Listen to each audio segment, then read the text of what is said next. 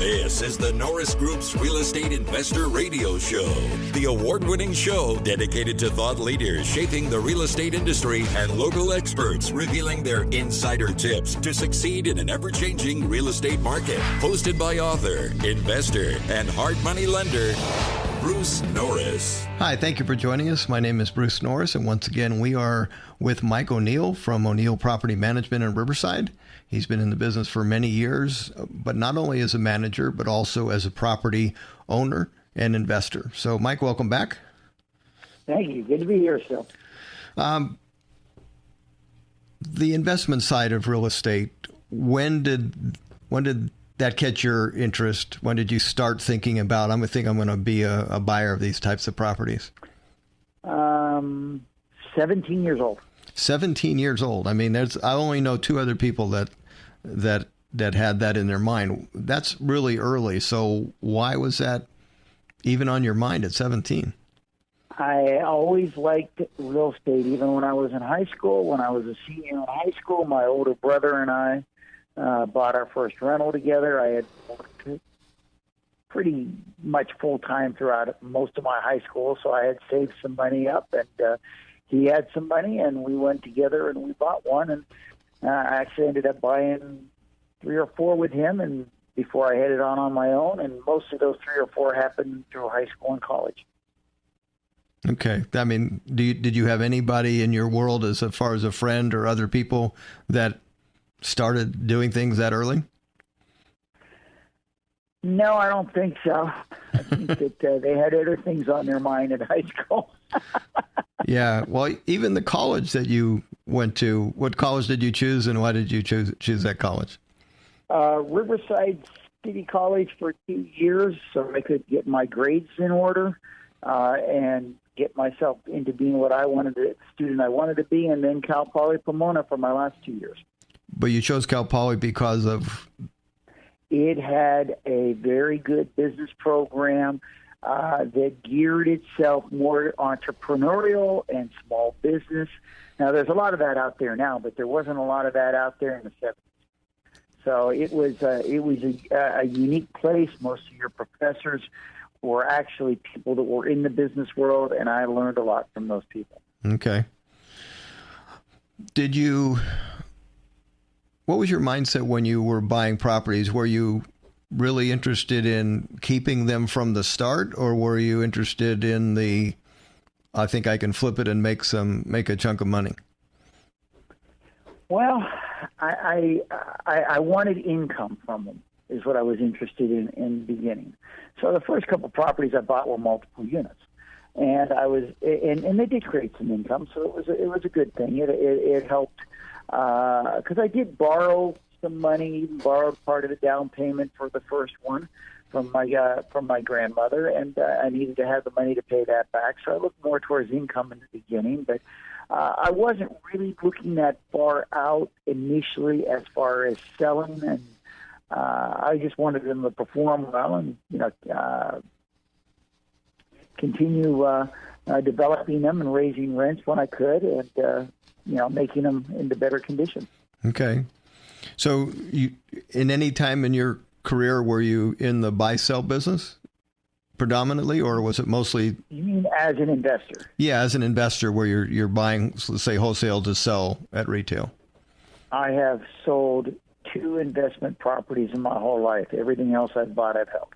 Okay. So I guess I wouldn't be a good buy-sell. I might be a good buy guy to talk to, but not a good guy to talk to about selling. No, though that's that's not uncommon. So you're either wearing one hat or the other. See, I did not do that, and much to my detriment for a while, I did not hold properties. I thought it was pretty great to be able to find something below market and turn it into a chunk of money. I call it chunk money. It's that excited me, and it really wasn't until a guy I really respected said, "What would happen to your family if you got hurt?" And I really thought about that one time he said it. Maybe he said it to me 10 times, but I did think about it one time, and I realized that I am really not, whenever he made that statement, I was not prepared to survive monthly on any cash flow that was going to be continuous. And it put the bug in my ear to say, okay, I'm going to solve that. So Yeah, I regret not thinking about that earlier because, when you were involved in this stuff and I was involved with it, we were buying things at times, you'd have downturns where you could be buying houses for $30,000 or $50,000. Oh yeah. And to keep that stuff, that would have been pretty amazing. So, you definitely landed on the right square, no doubt about that. Would you say that most of the properties that you've purchased to hold have been bought at a significant discount, or that wasn't one of the criterias that really mattered to you? Oh, that was a criteria that mattered to me. And most of the time I bought most of my properties during down markets, recessions. That's where I found, and sometimes I bought outside of them, but they were a good deal. The old axiom is you want to make the money when you buy it. Right. So if you get a little bit of equity in the beginning, it helps. It helps keep your payment down, helps with your cash flow, it helps with a lot of things. And then it's certainly when you want to sell, because the costs of sale are going to be there. So if you don't have significant equity, they're gonna eat up a good bit of your profit. Has there been a repetitive source of deals? Did you talk directly to owners, or were most of the purchases done out of the MLS or auctions, or what? I didn't do any auctions, but MLS, direct discussions with owners, lenders, all kinds of things over the years. I don't know that there's one magic bullet on that. Has the property management business sometimes just had an obvious situation where you would buy a property from somebody that you managed from? I've done that on occasion.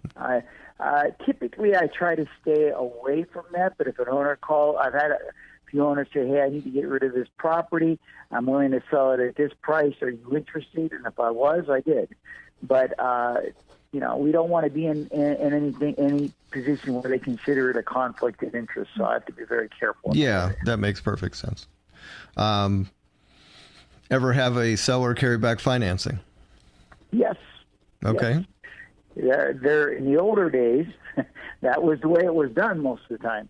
I mean, a lot of the times, especially when the interest rates were high on loans or difficult to obtain. We get owner carrybacks, and they seem to work out well for both sides. Okay. So if you're looking to pick up the next rental property, give me the type of property that you probably will pursue. Now, I've bought multiple units. I've bought houses. I think at this point, if I expand, I'd rather do it in houses. And I'd rather have something that's 3 or more bedrooms, 2 or more baths, 2-car garage, front and back yard. By the way, an attached garage. Hopefully, in most cases, I want it to be built after the 50s, like from 1960 on. You have more modern construction techniques, a little less issues from that. So I don't want to buy a 100-year-old house. So that's what I typically look at if I do decide I'm going to go out and buy. I want them to meet those parameters, and I find it not too big a house. By the way, I mean, why buy a 3,500 square foot house when a 2,000 square foot house is only going to rent for a few $100s less? Okay. What about yard size? Hopefully not too big.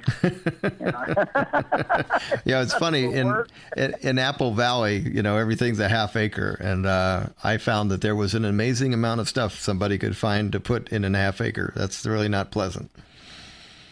Those rural properties can be a handful. I mean, obviously, I don't want them to have anything in their backyard except maybe lawn furniture and chairs and a few things like that. I don't want them to have furniture back there and cars or any of those kind of things you find in the rural areas. And we're kind of tight on that within my company, and I'm very tight on that within the properties that I own. Have you noticed more challenges with multiple units? I've never owned apartment buildings for one basic reason, and this is probably not a good reason, but when I lived in an apartment in the first time I was there, the first time I was in on my own, I mean, I just counted the days for me to get out of there, and I just didn't want to own a property that anybody there would like make it their goal to get out of there. And that's probably a bad attitude. So, but you've owned apartment buildings, and you still might have some. So, what's been your experience as far as renting, where it's an apartment versus a home? Well, you put good tenants in there, and you're going to be okay. But it is more work. There's just no doubt about it. You have, instead of in a house, you're dealing with one family. In a fourplex, you're dealing with four families. You know, and the interplay between them. You know what?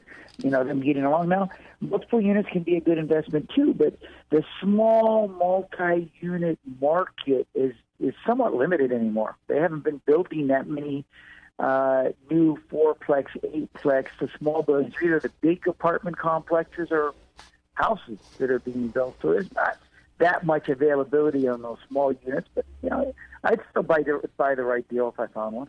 One of the problems with the kind of unit you're talking about, a 4-unit, let's say, is that there's tons of 4 units in the area that they're in. So I can think of an area in Riverside, Moreno Valley, and San Bernardino where that has gone really wrong. And it did not matter what I would have done personally, because when the area kind of caved in during a recession, those areas kind of became dangerous looking, and you wouldn't be able to rent that property to a great tenant because it wouldn't be something that would be on their, on their plate. They wouldn't even want the area. That's one of the detriments of owning a, 2 to 4 unit. Remember, location. That's important. If you're buying in a somewhat rundown area, you're taking a risk. If you're buying in blocks and blocks and blocks of fourplexes, you better make sure that they're being maintained well. But the chances are some of them won't. And they can create problems in your building, even though you didn't bring the problem in. It could have been brought in by somebody else. I'm not a big fan of being in these big projects of units, and I have some, but I don't. Those were done earlier on.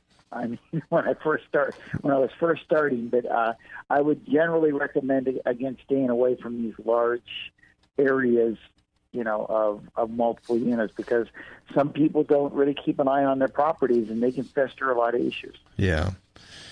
As far as an apartment, let's say, have you had a different experience with a studio versus, let's say, a 2-bedroom? Studios are harder to rent, harder to get rent increases. You got a different type of person. They're living basically in one room. I mean, a 1-bedroom is a little easier. A 2-bedroom is yet easier than that. Now on the contrary, when you get to 3 and 4-bedroom apartments, sometimes you got difficulties there because you're talking about the number of people that are living in still a somewhat small area. So I would if I were your investors, I would, whenever possible, if I did buy these, I would be sticking with the 1 and 2 bedrooms. Any difference between a condo and an apartment? Condos would be easier. I mean, condos have control, a central control, the homeowners association. So you're not going to have some of the issues you would have on independently owned buildings that are very close together with them. And condos have a lot of similarities to houses. So they tend to be a little more upgraded than apartments. So you maybe get a little bit more rent and maybe be able to get a little bit better quality tenant.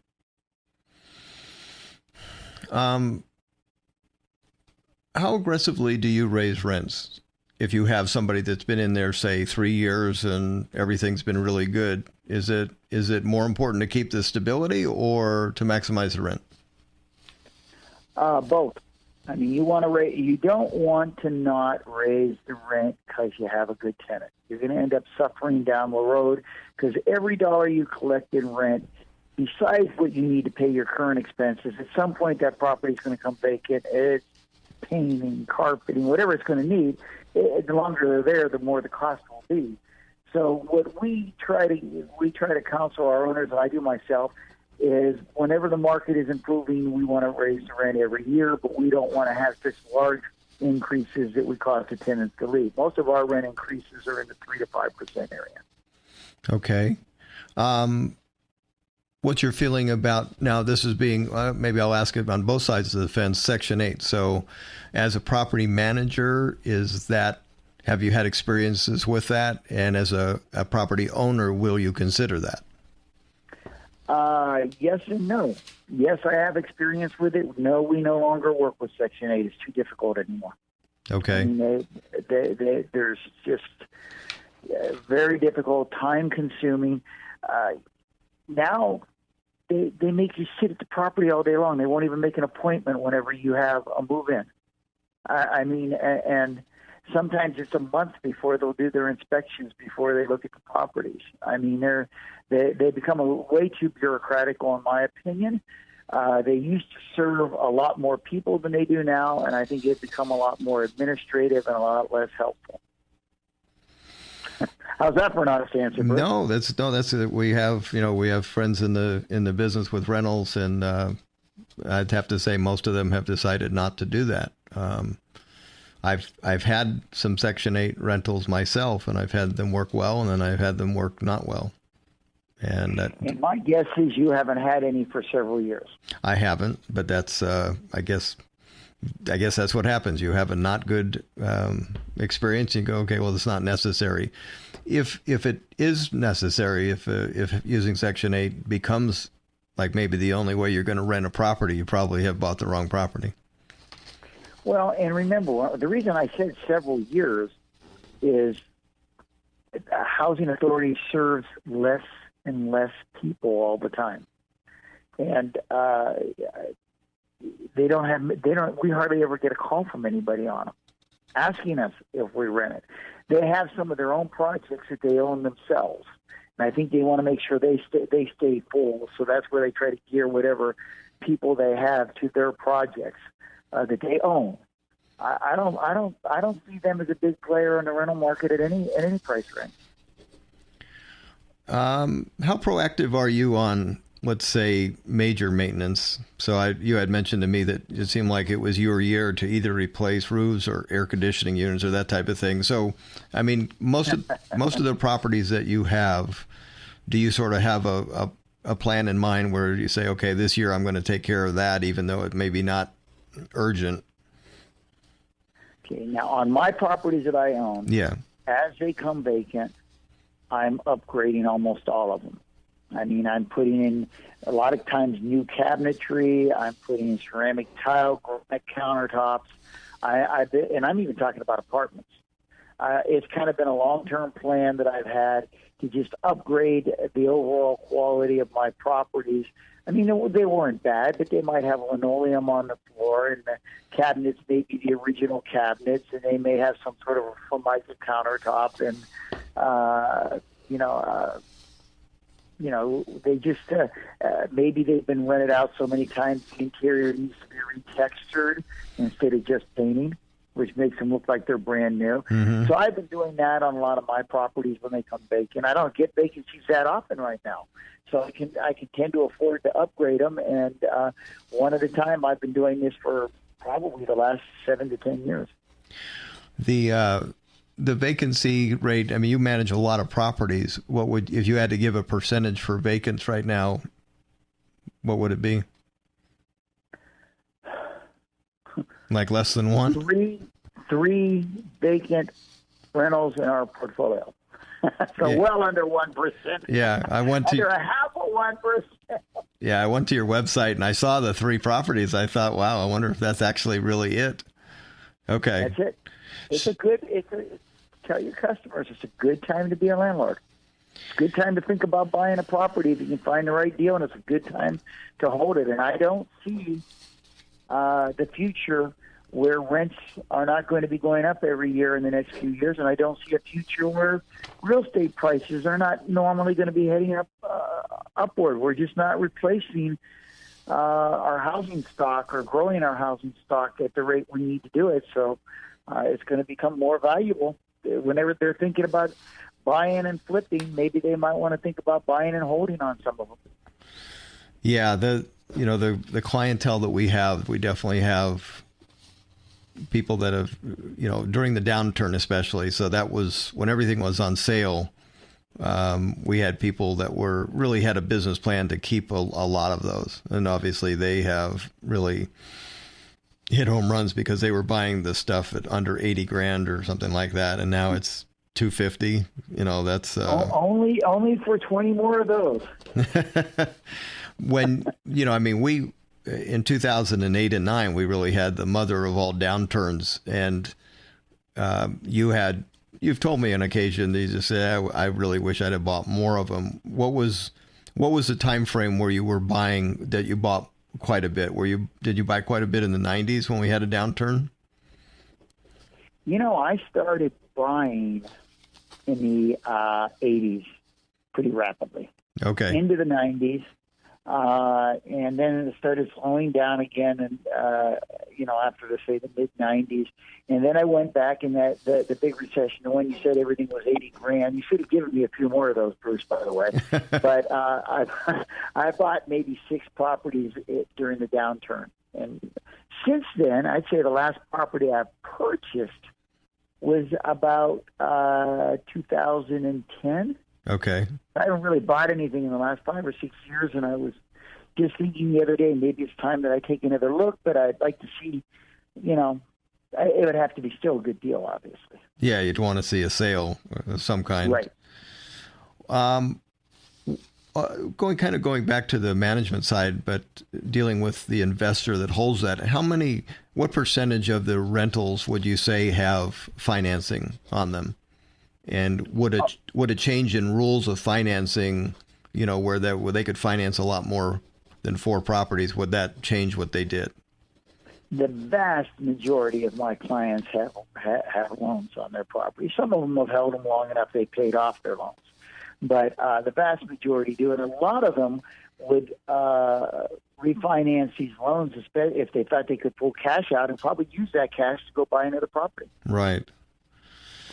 If you had to do this over again, what's interesting, you've looked at my business model and the hard money loan business and the servicing and stuff, and you have the other side of the coin of that, where you have management fees, and yet you're an investor that owns properties.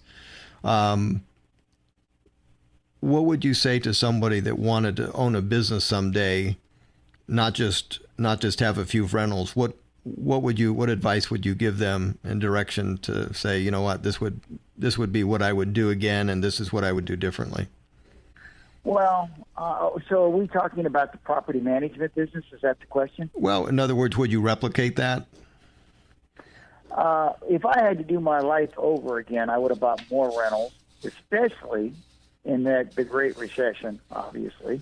But there were other bad times in the late 70s, early 80s, when interest rates went up to 18. That's when a lot of your owner financing was happening. Prices were depressed then. That was a good time to buy. But yeah, I would actually have bought more. And to people that want to get into real estate, just don't over leverage yourself. Make sure that you have enough sufficient capital in case some things go wrong. But I'm all for it if they want to try to get into business of real estate. It's still a great business. Yeah. And, one of the things you said is really true. When we are, as a lender, one of the things that we have to sometimes put the brakes on is somebody that's a great finder. I mean, they can find a lot of stuff, but they don't have the mechanism to exit them as quick as they can find them. And eventually you look at their books and go, you know what? You're kind of done for a while. You need to sell some stuff and retain some liquidity, because that's one of the hardest things in the business, is have some balance. Right. Yeah. Because the more property you own, the more liquidity you have to have. That's right. Or there'll be a day where something goes wrong, and that always goes wrong. I mean, that's the thing. You're going to own a property and you're going to have something you didn't expect. Mike, we're at the end of our time. If you give us your website one more time, please. O'NeillProperty.net.